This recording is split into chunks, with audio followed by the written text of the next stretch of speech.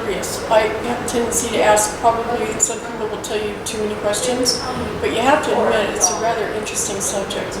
So working here and having all these people available to me, the researchers and MUFON researchers, and people that actually lived here during the time, what I find remarkable is that when you ask people who truly have something to say about it, no matter who they are, and their involvement, their experience with it, they all describe it the same way. Well, yeah, this is the one of the only incidents of, let's say, a crash that has so much controversy behind it. The attempt for them to cover up the military and who we were at the time.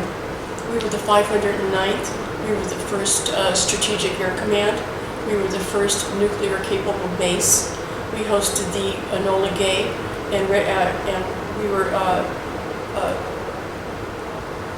when we were hosting her, we were instrumental in readying her for her project in the Pacific. We hosted her technicians. We retrained her crew. She had to be totally and completely retrofitted, and all that happened here. Not willing. A lot of people aren't willing to take no for an answer. They want the truth. And part of our agenda is to collect, protect, and make available. Keyword, make available. So people come here looking for it. I really don't know what people expect when they open the door, but I like them to think that we have everything available for them to make up their mind. And you see all the information we have. We not only have books, we have displays, we have us, we have a fully comprehensive database library, we have music, we have film, we have everything. And all of this is available. So yeah, I think that's one reason why a lot of people come to Roswell, but Roswell has a lot to offer other than that. But I think that's what draws them. When the founders of the museum wanted the incident made public, they wanted it organized, they wanted everything out in the light, they chose a museum venue because they felt that most people growing up where they grew up, but most of us feel that we can go to a museum where we can connect with our culture at our own level. And we wanted people to feel comfortable in connecting with that aspect of the culture at their own level. So they decided on a museum. One of the founders of the museum, Max Littell, was instrumental in making us a 501(c)(3). The majority of the books are donated. Some people donate their collections. A lot of researchers will donate their collections that they've collected all of their lives. Either they don't want to research anymore. A lot of people just decide that they're going to retire. And what they do is they donate the books to our library to make their books available to other researchers. This is our archives. As with our library, a lot of people will donate things that aren't traditionally bound, such as magazines, study manuals,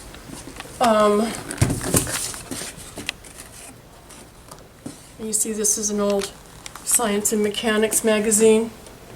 Anything that's alternately bound is what they call it. And this is all available. And again, the majority of this is donated, although the museum will subscribe to different types of magazines in order to have it available.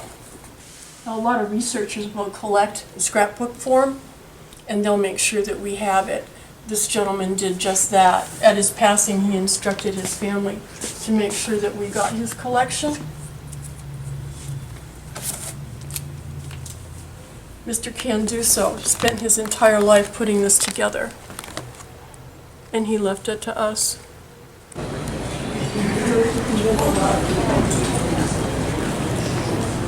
They didn't need crash dummies, and even if they did need crash dummies in 1947, the crash dummy such as that didn't exist until the early 50s. It's actually a bas relief of a tomb lid found in a temple in Palenque, Mexico. See the astronaut, how it's inclined, just like our astronauts do. You can see the feet and the hands engaged, just as our astronauts do. You see the oxygen delivery. The representation isn't very old, but The original tomb lid dated from 400 to 600 AD. That's an aeronautical map of New Mexico, showing you Roswell, the debris field, the crash site. I don't know much, but what I do know is that a lot of people feel that, for the most part, they're a hoax. Somebody actually pressing the plants down using their feet or something attached to rope, and they're recently finding that they aren't really hoaxes, not all of them anyway. The majority of them are authentic, and they seem to feel that it's some sort of communication. The chemical makeup of the grain itself, the earth itself, the water content of the earth itself is changed. And not just changed for that moment, but changed forever. So it couldn't be a hoax. You can't do that just by stomping on the ground. If the ground changed every time you stomped on it, we wouldn't have crops. You can see how they're bent. Instead of being crushed. Instead of being crushed, right. But they're all bent at a precision angle. They're all bent like, there's this one crop circle that absolutely fascinated me. They were all bent, but they were all bent 3 inches from the top. And how can you do that? How can a human being do that?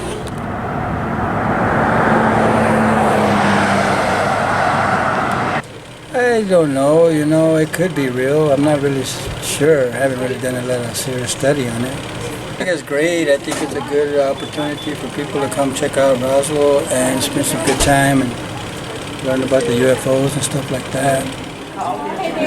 I feel like it's all about tourism, like people come here, but like they're non-satisfied, you know what I mean? I believe in extra, terrestrials, like aliens and stuff, man. But like, I believe in the stories, from my family and stuff. But well, I think it's true. I think that it's kind of silly for us to think that we're the only intelligent life out there, or even more intelligent life. But honestly, I think it's real. It's hard to believe that it couldn't be.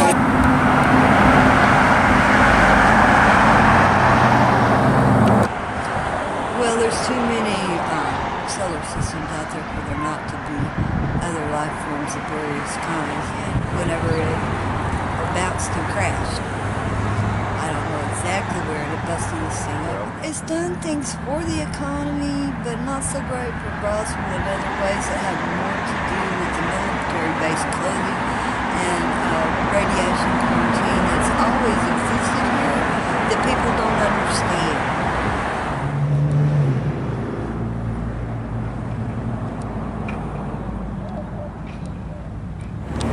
Unfortunately, I do believe in the UFOs. I have seen them. Actually, though I'm not nuts. I have seen some movement in the stars that are unexplained, but seen anything. A lot of tourist attraction. Okay. They like that.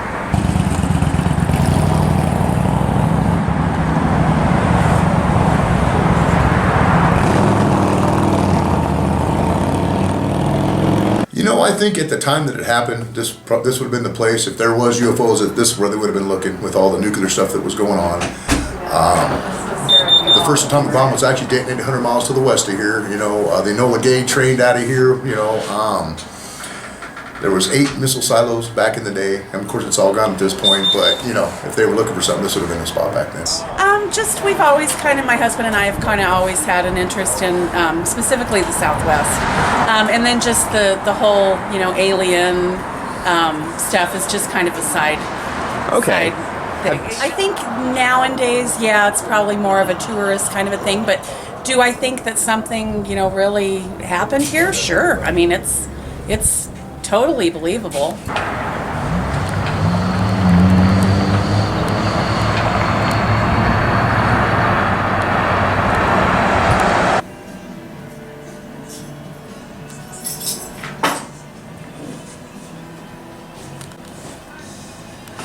Yes, sir. My name is Jaden Anderson from Roswell, New Mexico. I'm 19 years old and I've lived here my whole life.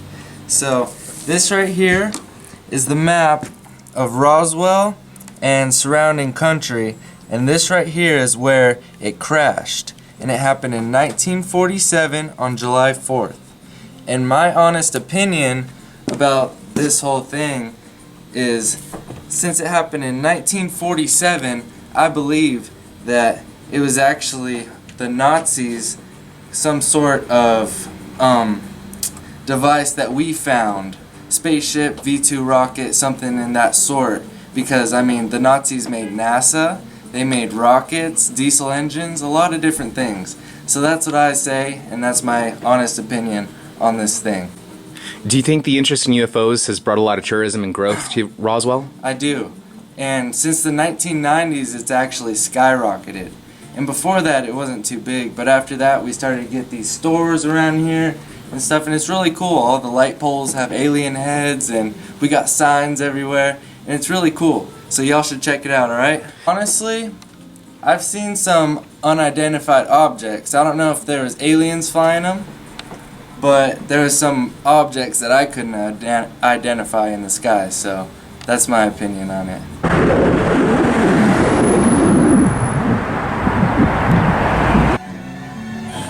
True events, just covered up by the government, that's all. Some of the ones that are real believers, yeah, that's positive. Some people are skeptics. Some people don't believe.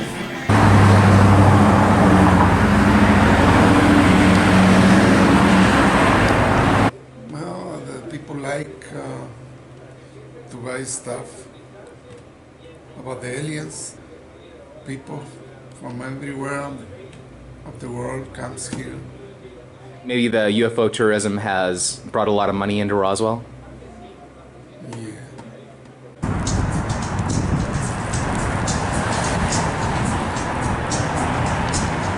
We're from Australia and we're travelling through the States and decided to come and have a look around and just see what all the hype's about. It's interesting. It's not as much as I expected from what we've heard from home. I thought there'd be more, but so far, yeah, it's fun. I very much would like to think that there is more to the story, like it's actually a true story. Yeah. Very receptive. In July, the citizens as well as people all over the nation come and visit Roswell. July 4th we start off with the fireworks, and then from the 5th to the 7th we have a UFO festival that it's not only participants from the city but around the community, the Chamber of Commerce, the downtown friends from city of Roswell, as well as other people that come and join on the fun. There's a serious side and then there's a fun side. There's also a parade during that time that we have, and it's really fun. Everybody likes to take a part of it, not only the citizens, but people who come from outside the United States and nationwide. And why would you have to investigate or autopsy or look at a weather balloon that you've created, and why was it taken to Dayton, Ohio to be studied if it's your own stuff?